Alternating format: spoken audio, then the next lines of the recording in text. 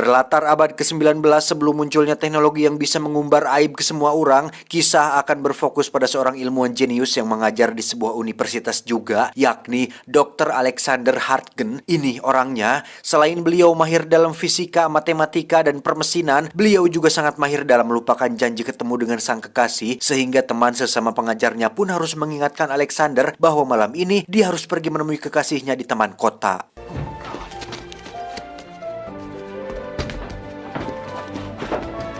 Ketika si teman berada di rumah Alex, dia pun melihat begitu banyak alat-alat ciptaan Alex yang dianggapnya aneh saat itu, seperti sikat gigi otomatis yang bisa berputar sendiri dan alat-alat lain yang dianggapnya tidak terlalu berguna.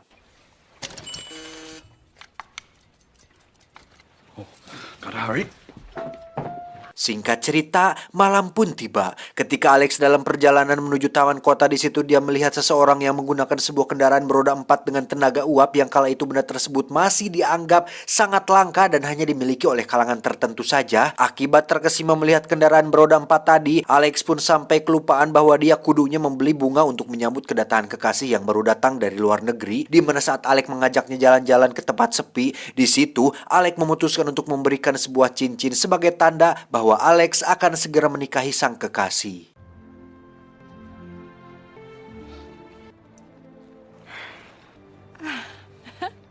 Namun tak diduga muncullah seorang pria yang nampak sehabis minum alkohol, di mana pria itu menodongkan sebuah pistol dan meminta Alex memberikan semua hartanya, juga meminta sang kekasih untuk memberikan cincin tersebut kepadanya. And the ring. No. Merasa bahwa cincinnya terlalu berharga untuk diberikan, sang kekasih pun bersikeras untuk tak memberikannya hingga si pria itu tak sengaja menarik pelatuk yang membuat sang kekasih tewas tertembak di bagian vitalnya.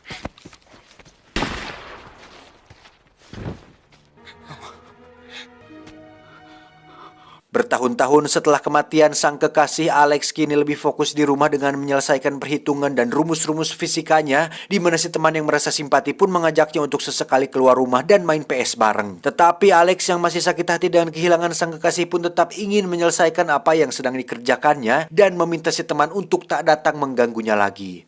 It wasn't your fault. It wasn't my fault. All right, we'll continue this conversation in a week. Dan ternyata selama bertahun-tahun dari insiden kematian sang kekasih, Alex diam-diam telah membuat sebuah mesin waktu yang terdiri dari beberapa komponen yang ditemuinya pada zaman itu. Namun tidak dijelaskan lebih lanjut apa inti atau sumber tenaga yang menghidupkan mesin tersebut. Tapi intinya Alexander bermaksud untuk pergi ke masa lalu dan merubah takdirnya dan sang kekasih supaya bisa tetap hidup sampai menikah dan bahagia selamanya. Dan ketika tuasnya ditarik dan mesinnya mulai bergerak, tiba-tiba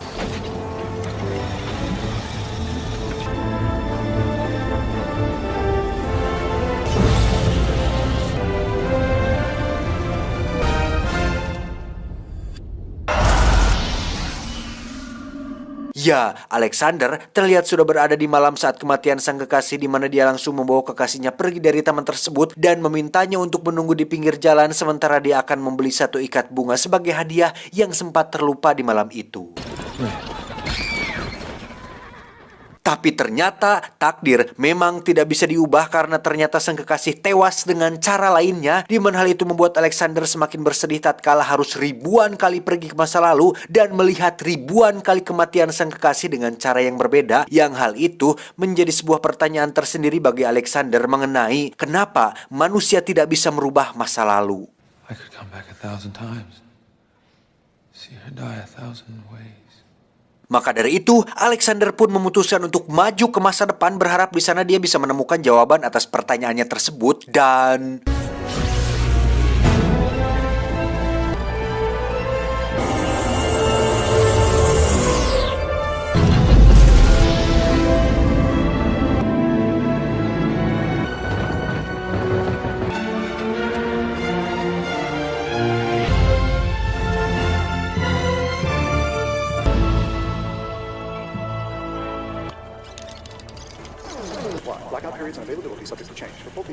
dari tahun 1899, Alex pun pergi sekitar 130 tahun ke masa depan, lebih tepatnya tahun 2030, yang dimana pada masa itu manusia sudah membuat koloninya di bulan yang nampaknya itu dilakukan oleh Elon Musk.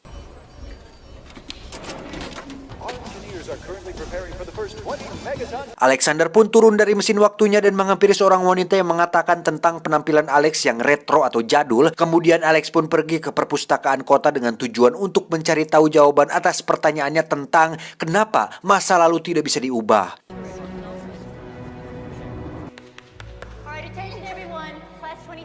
Dan betapa terkejutnya Alex ketika melihat teknologi masa depan berupa penjaga perpustakaan yang menamakan dirinya sebagai Photonic. Ini babangusnya, layaknya Google yang serba tahu tentang segala hal, Photonic yang pada dasarnya kecerdasan buatan atau AI ini pun menyimpan seluruh pengetahuan umat manusia. Di mana saat Alex bertanya mengenai mesin waktu, si Photonic ini pun berkata bahwa itu hanyalah fiksi ilmiah yang tidak ada di dunia nyata. Photonic. A compendium of all human knowledge. Alex pun menemukan catatan sejarah tentang dirinya sendiri yang dijuluki sebagai ilmuwan nyentrik yang tewas pada tahun 1903, di mana hal itu menjadi sebuah kelucuan tersendiri bagi Alex tatkala menyadari jika orang-orang di masa depan ternyata tidak lebih jenius dari orang di masa lalu seperti Alexander yang berhasil menemukan mesin waktu. Mechanical engineering. American scientists given to eccentric postulation. Tell me about the time machine. Karena tidak mendapatkan jawaban atas pertanyaannya, Alex pun pamit pergi menuju ke beberapa tahun selanjutnya, di mana saat baru melewati 7 tahun, yakni tahun 2037, mesin waktu pun tiba-tiba bergetar hebat oleh karena terjadinya sebuah insiden ketika manusia yang berkoloni di bulan tak sengaja membuat ledakan yang mengakibatkan bulan meledak dan mengubah jalur orbitnya. Where's your designated evacuation center? That's impossible.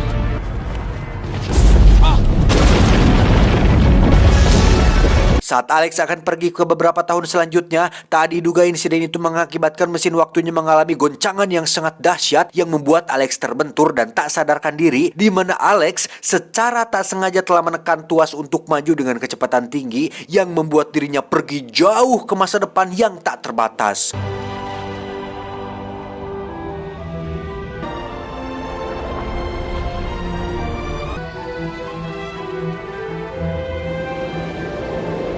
Dalam kondisi pingsan selama berjam-jam, Alex tak tahu jika dirinya sudah melewati ratusan musim, ratusan perubahan iklim, dan perubahan struktur bumi yang dimana saat Alex siuman, dia pun sudah berada di tanggal 16 Juli tahun 802-701, series layangan putus sudah pasti sudah tamat tuh. Ketika siuman untuk kedua kalinya, Alex pun sudah terbaring di atas ranjang dengan interior desain ala-ala primitif, di mana saat dia akan keluar, Alex pun langsung dikejutkan saat melihat begitu banyak rumah-rumah bambu yang menempel pada dinding tebing.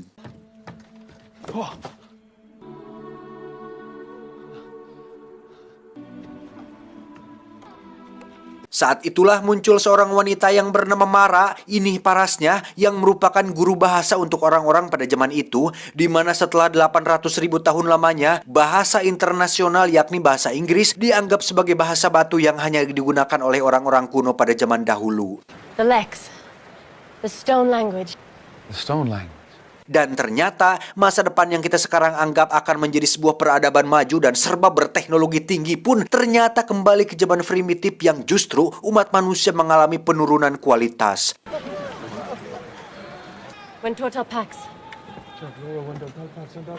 Saat Mara bertanya, dari mana asalmu? Alex pun menjawab bahwa dirinya berasal dari sini tetapi bukan dari saat ini. Yang setelah mereka mendengar jika Alex berasal dari masa lalu, mereka semua pun mentertawakan hal tersebut terkecuali Mara yang notabene adalah seorang guru yang memiliki attitude baik untuk menghargai dan menjaga perasaan seseorang yang nyentrik seperti Alexander.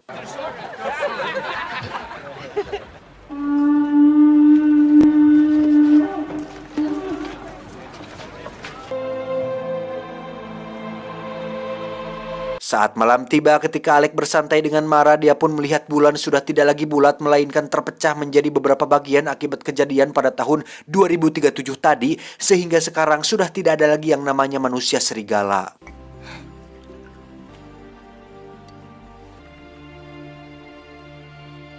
Ketika sedang bobo, Alexander pun bermimpi tentang penampakan sebuah patung berkepala bergigi tajam yang menggigitnya, di mana adik Mara yang bernama Ujang pun memimpikan hal yang sama disusul dengan penjelasan dari Mara yang mengatakan bahwa kami semua pernah bermimpi tentang hal itu ketika masih kecil. We all have that dream. All of you. Yes. A child's dream. No more. Esoknya Mara pun membawa Alex ke lokasi kincir masa depan yang ternyata tidak lebih canggih dari kincir di masa kita. Untuk kemudian Mara menemani Alex memeriksa mesin waktunya, yang dimana di situ Mara meminta satu hal yang serius kepada Alex, bahwa jika Alex ingin pulang kembali ke masa lalu, tolong bawalah si Ujang bersamamu, jangan tanya alasannya, karena ini semua demi kebaikan si Ujang. Dan tiba-tiba Please, take him away from here. Kaylin! What's going on? ya, muncullah sesosok makhluk berwajah kera yang memburu mereka semua, di mana selain mereka muncul dari bawah permukaan tanah, mereka juga menggunakan sebuah sumpit untuk senjata dan menculik dan membawa mereka semua ke dalam dunia bawah tanah.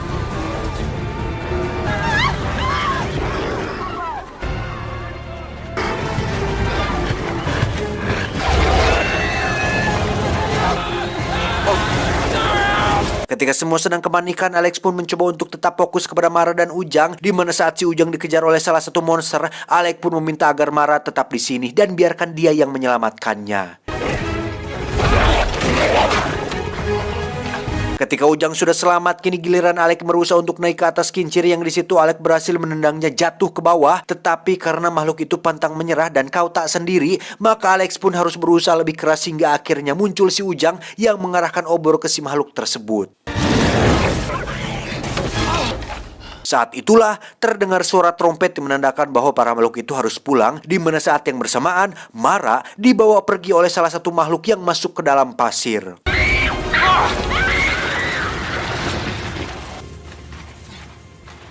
Heran dengan tindakan para warga yang tidak mau melawan, Alex pun merajuk dengan mengatakan bahwa harusnya kalian kuat, harusnya kalian bersatu untuk melawan makhluk-makhluk itu. Jangan mengulangi kesalahan kami di masa lalu yang tidak pernah merasakan damai dan terus dijajah oleh perang dan ekonomi elit global. This is the world.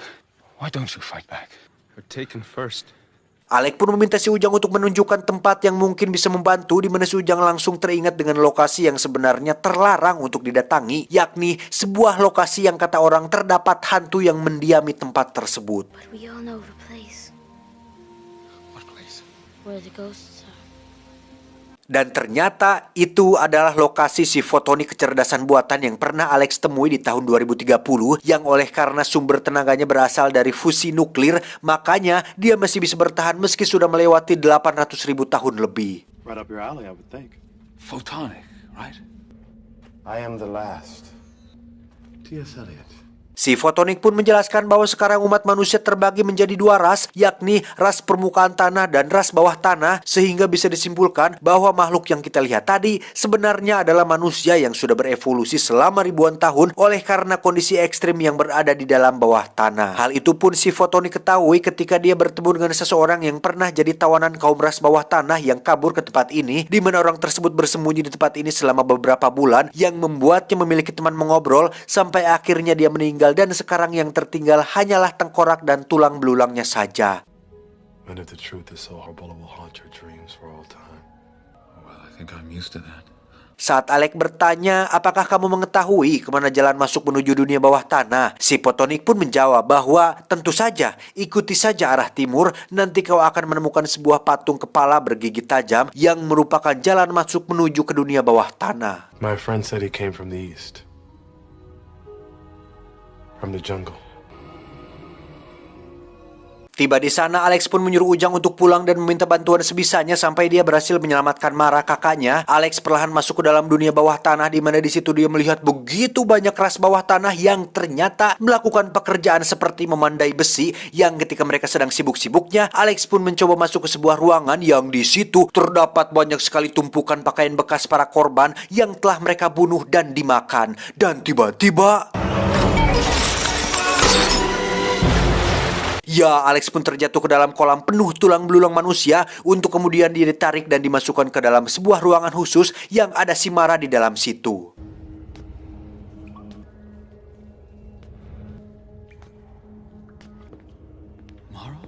Dan alangkah terkejutnya Alex ketika melihat sang pemimpin dunia bawah tanah yang bernama Morlock ini bebenguknya. Selain bisa bahasa Inggris dengan baik dan lancar, ternyata Morlock ini adalah salah satu jenis manusia yang mengalami evolusi pada otaknya, di mana dia memiliki sebuah kemampuan yang dinamakan telepati seperti Profesor X atau Profesor Xavier di film X-Men, yang dia gunakan untuk mengendalikan pasukannya dan mengatur seberapa banyak manusia yang diculik untuk bahan makanan mereka selama ini.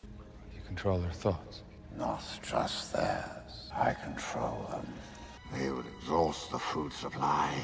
Dan dengan kemampuan telepatinya, Morlock bisa mengetahui apa isi otak si Alexander yang jauh-jauh datang dari 800.000 tahun yang lalu hanya untuk mendapatkan jawaban tentang kenapa manusia tidak bisa mengubah masa lalu.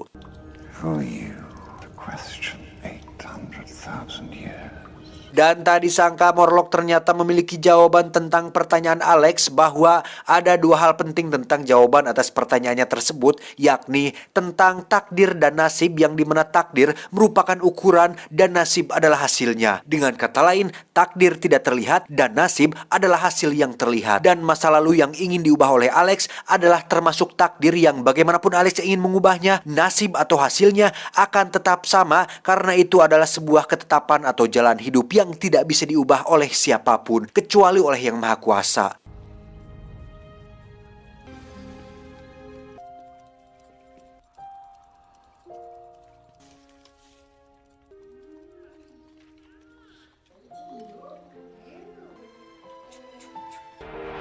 You built your time machine because of Emma's death. Karena Morlock bisa mengendalikan pikiran dan Alex bisa mengendalikan waktu dengan mesin waktunya, Morlock merasa bahwa terdapat persamaan antara dirinya dan Alex, sehingga Morlock dengan baik hati mempersilahkan Alex untuk pulang kembali ke zamannya sesuai dengan takdir atau jalan hidupnya.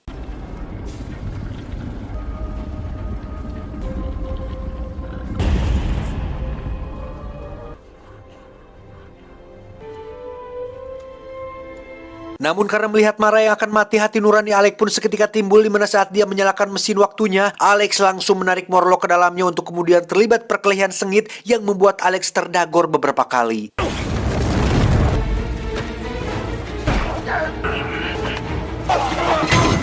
Ketika dalam posisi terdesak, Alex pun segera memecahkan pipa gas yang membuat Morlock terjengkang dan tergantung, yang pada saat bersamaan, Alex segera mendorong tuasnya yang membuat Morlock mengalami penuaan drastis sehingga Alex menang dalam pertarungan tersebut.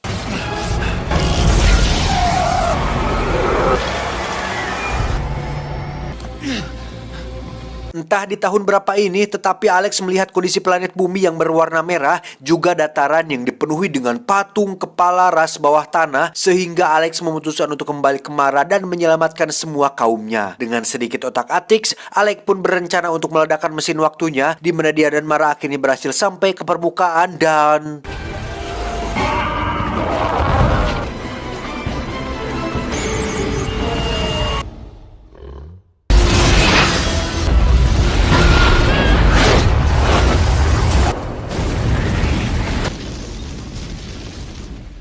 Setelah ras bawah tanah binasa dan Alex tidak bisa pulang lagi ke zamannya, kini saatnya dia memiliki sebuah misi baru untuk memulai kembali sebuah peradaban baru dengan menggunakan si fotonik untuk mengajari anak-anak dan remaja tentang bahasa dan semua ilmu pengetahuan. Sementara itu, Alex dan Mara pun memutuskan untuk menikah dan tidak akan lagi mengingat tentang masa lalu, karena masa lalu adalah tempat yang bagus untuk dikunjungi, tetapi bukan tempat yang baik untuk ditinggali. Anda boleh mengingatnya, tetapi jangan terjebak olehnya. Belajarlah dari kesalahan di masa lalu, bukan mengulanginya.